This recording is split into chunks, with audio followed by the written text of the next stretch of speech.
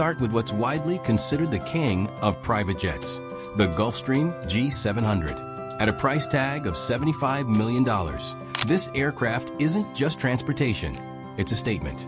Step inside, and the first thing you notice is the space.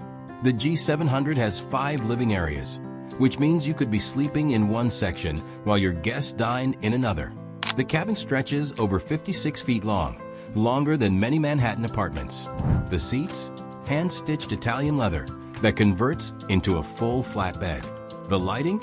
A circadian rhythm system that mimics natural daylight to reduce jet lag on long-haul flights. And the windows are the largest in any business aircraft ever built, almost twice the size of a typical commercial jet window. But here's what really sets it apart. The G700 has a range of 7,500 nautical miles. That means New York to Singapore, non-stop, in your own private bedroom, while the rest of the world waits in a